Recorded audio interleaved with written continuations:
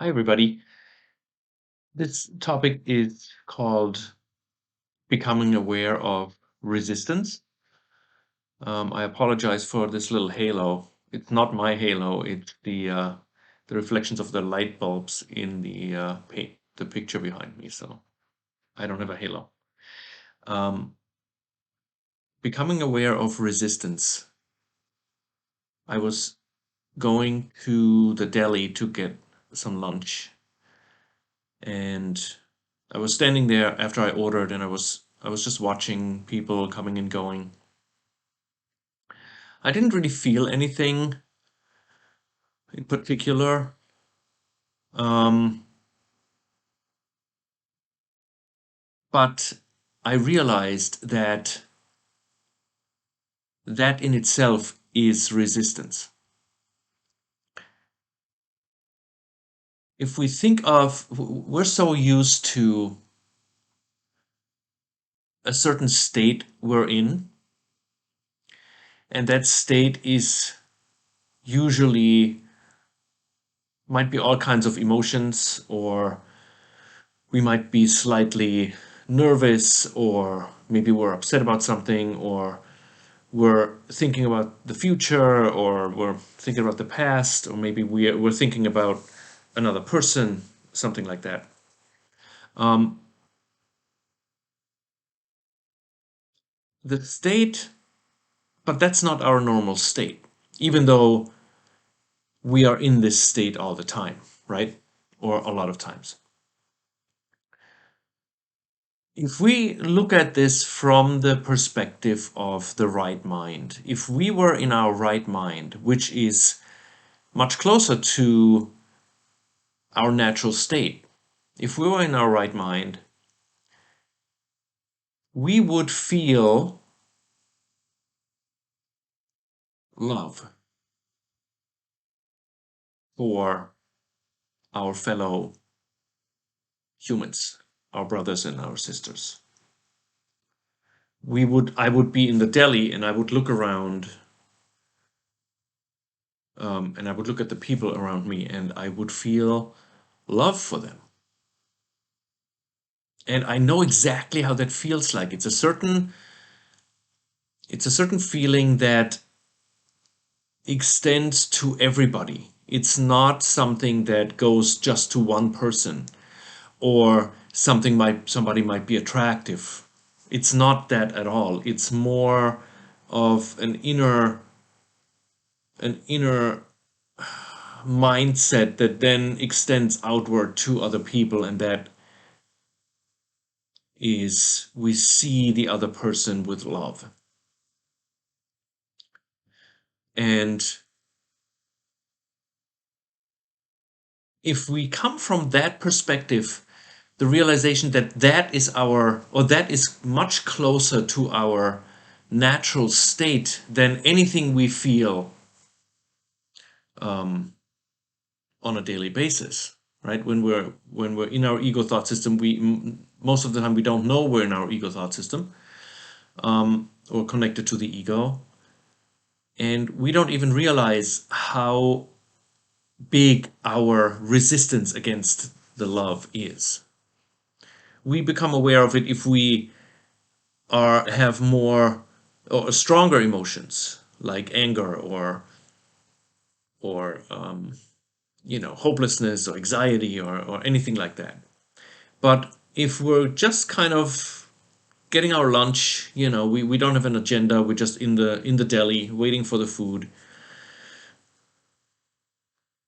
I've just realized that how big my resistance is against seeing everybody in this deli, or looking at everyone in this deli with love.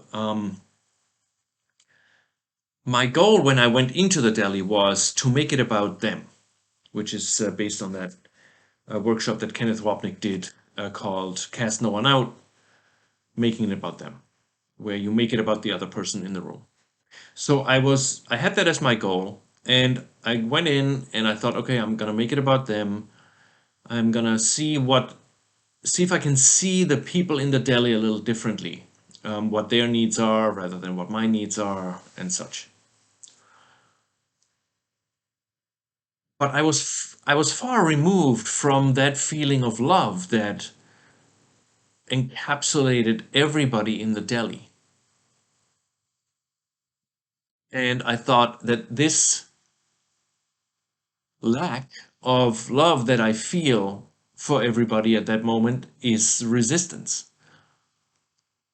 And it's kind of a double-edged sword. I feel on one side, on one hand, there's this longing towards experiencing that love for everybody. And then there's, on the other hand, that fear of actually going to that place where there's this open exchange of love. So I know from my work with the Course that there's nothing to do except looking at that. If we become aware of the resistance, to look at the resistance and ask Jesus or the Holy Spirit for help so that they can look with us and we don't use it against ourselves and we don't beat ourselves up, which we sometimes do as Course students. So becoming aware of the resistance, I think when we begin this journey, our threshold is pretty high for that, for any kind of disturbance. And the the longer we work with the Course, the sooner we feel that there's something isn't right.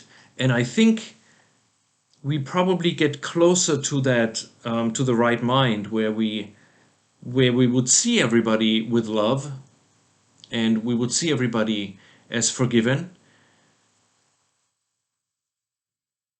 And the threshold lowers, so we become aware of that resistance against that state sooner. That doesn't necessarily make it easier, right? Because in the beginning, we didn't even know we had resistance. And the more we work with the Course, the more and more we come in touch with that resistance. And it's not an easy path to consistently look at the resistance with Jesus. That's the work.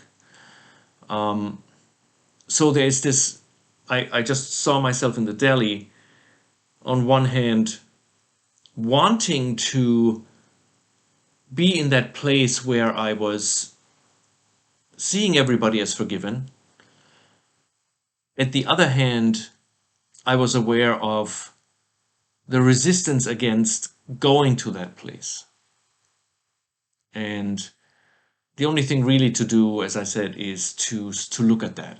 That's really the day-to-day work, is to become aware of the blocks to the awareness of love's presence and to look at that with Jesus quietly in the deli while we wait for our food.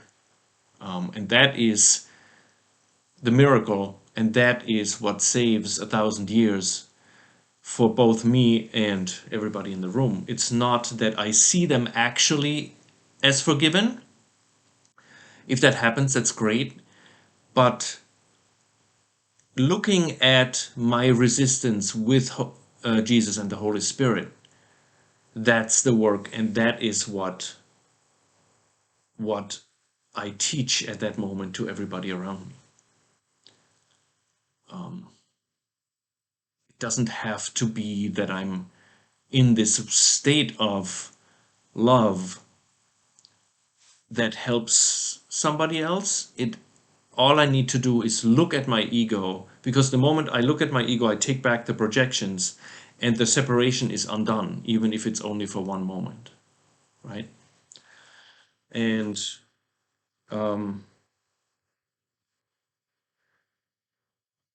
I just wanted to close this with a paragraph that I just found. It not necessarily is 100% accurate that describes what I just talked about, but this talks about the resting place within us, the still resting place, and we still have a good amount of resistance against it. Otherwise, we would be there.